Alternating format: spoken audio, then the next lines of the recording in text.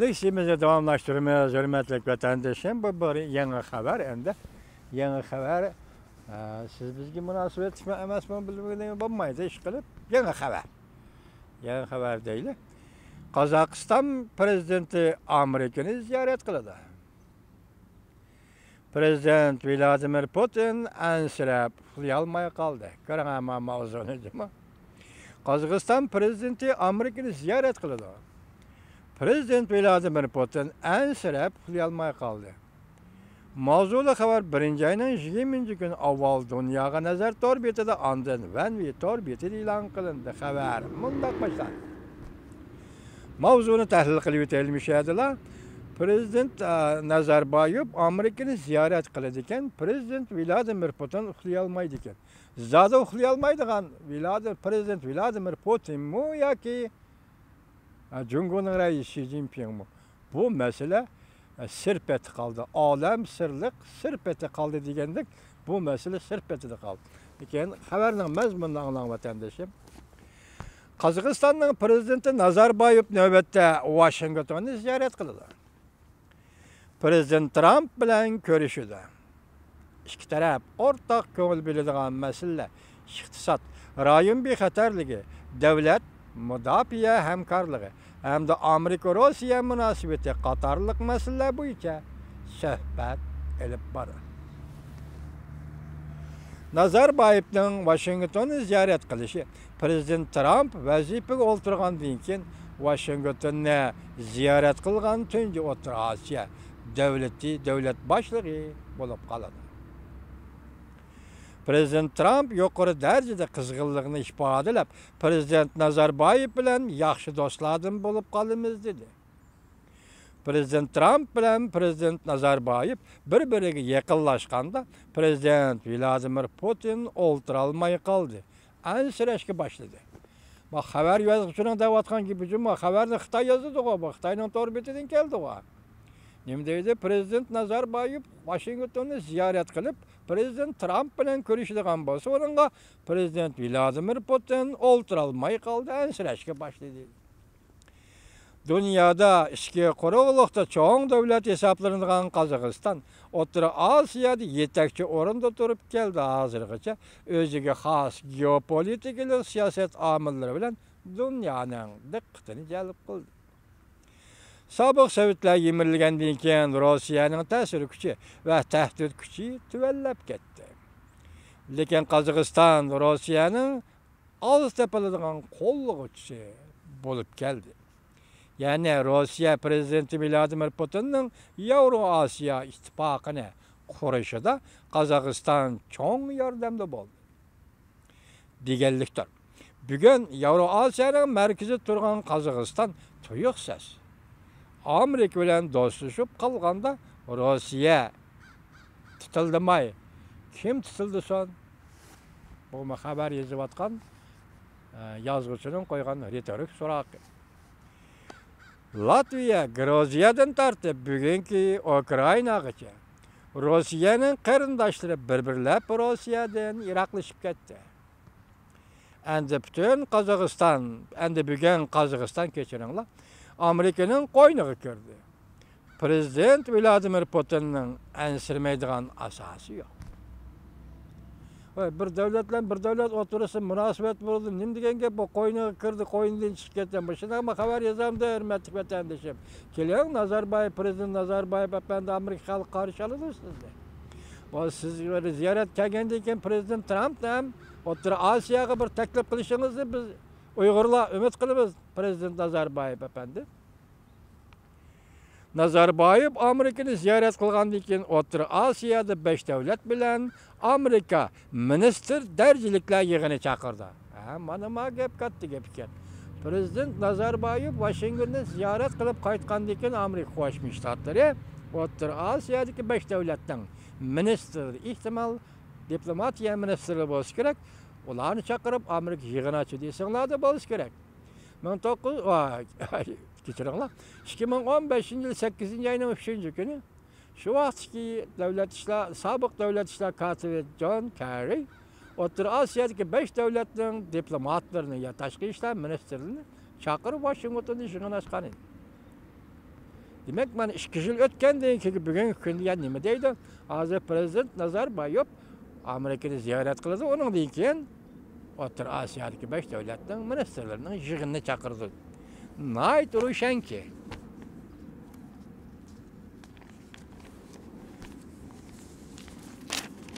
Nayt ro'shanki Amerika O'rta Osiyoda o'zining ta'sir kuchini yaratmoqchi bo'lyapti. Amerika O'rta Osiyoda o'zining ta'sir kuchini yaratmoqchi bo'lyapti. Prezident Nazarbayevning bu qator Washingtonni ziyorat qilishi Amerika bilan iqtisodiy munosabatlarni kuchaytirish deyilsa-mi? İki devletning Qozog'iston bilan Amerikaning strategik hamkorlik munosabatini kuchaytirish deyilsa-mi? Lekin iki devlet munosabati yana boshqa maqsadlarga berib ketalamdi yo'q. Navbatda bilgili bo'lmaydi. Demak bu jumla nayti katta qo'yilibdi bu jumla. Demak bundan qaraganda bu yerda kim bu Xitoy tarafdan kelayotgan ansirashmi yoki qaysi tarafdan kelayotgan ansirash? Masalan, Prezident Trump dunyodagi har qanday davlatni ziyorat qilish huquqli. O'rta Osiyoga berishi va O'rta Osiyoning prezidentlarini Washington chaqirib kelishga huquqli. Rossiya tashqi ishlar ministri Raulov Qozog'istonning prezidenti Nazarbayevning Washingtonni bu qatam ziyorat qilishida kishiga aytqilib bo'lmaydigan siyosiy maqsadi bor. Amerika bu qatam bu fursatdan foydalanib, Amerikaning O'rta Osiyo planini texmo kengaytmoqchi. Amerika bu fursatdan foydalanib, Amerikaning O'rta Osiyo planini texmo kengaytmoqchi. O't yolqinini Rossiyaning bo'sog'isiga elib kelmoqchi. Diqqat vatandoshim, nima demoqchi? Xabar yozg'isi shunday deydi, qarang. O't yolqinini Rossiyaning bo'sog'isiga elib kelmoqchi. Rossiyaning O'rta Osiyo va Afg'onistondagi manfaatini ziyonga uchratib, Rossiyani ikki tarafdan qiyin ahvolga tushirib qo'ymoqchi deb ansirdi. Deydi xabar yozuvchi Abdur. Bu qoldi gap bor. Bunu Rossiyaning tashqi ishlar ministri Raulov shunday debdi. O't yolqindi Rossiyaning bo'sog'isi xo'sh. Agar Amerika Qo'shma Shtatlar Raulov apanda degandek o't yolqindi. Hozir Raulov apanda da'vatamdi, buni xabar yozuvchi men bilmayman. Yani o't yolqinni Rossiyaning bo'sog'isi elib kelmoqchi bo'lgan bo'lsa, Amerika bu Qozog'istonga keladigan o't yolqini ayni vaqtda Xitoyning bo'sog'isiga kelib qoladi. Vatandoshim xabar yozguchi. Bu yerda ansirayotgan mening fikrimcha Vladimir Putin, prezident Vladimir Putin emas, mush xabar yozgan Xitoy ansirayapti. Navbatda Amerika Rossiya munosabatlari jiddiylashib qoldi. Qozog'iston o'zining alohida geopolitik o'rni va xalqaro strategik ahamiyati bilan ikki cho'ng dunyoviy cho'ng davlat o'rtasida qistirilib, ikki taraf o'xshashlik o'ziga tortadigan obyektga aylandi.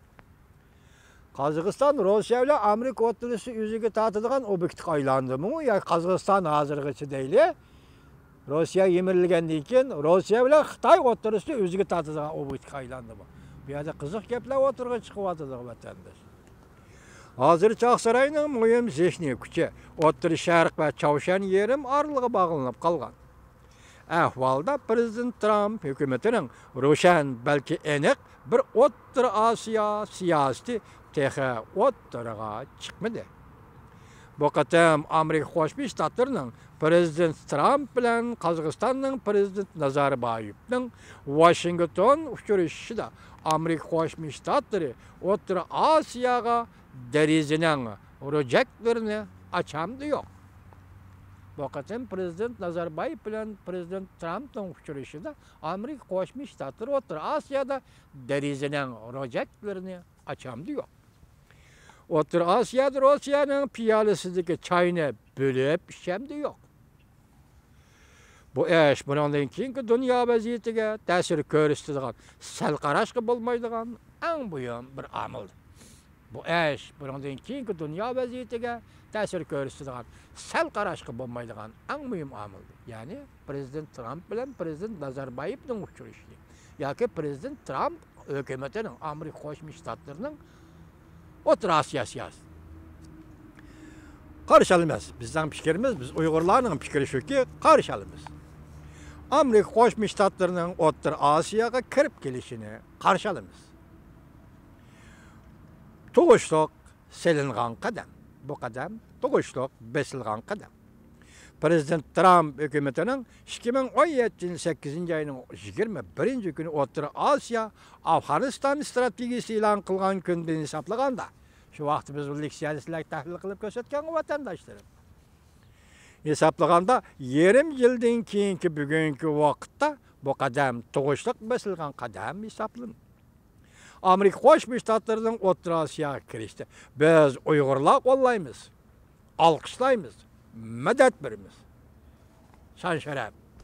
Sana yar bolsun Amerika. Ben de qağını tahlilimizde anlanla. Neç qitim, üç qitim tahlil qilaman deb tahlil qilamadım kechiring vatandaşım. Analiz qilamiz deb qilamadik. Buni kechiring vatandaşım sebebi bir insonning kayfiyatiga bog'liq ishken shu bu ish. Ya bir mashina kelib qoldi so'zlayman deb olsam, ya aeroplan uchib ketdi. Shuningda qarimni uchirdi da kirib ketib qoldim. Endi bugun havomi nihoyat yaxshi bo'layim turdi. Bir tane sizlar bilan birga bir tahlil, bir analiz qilamiz.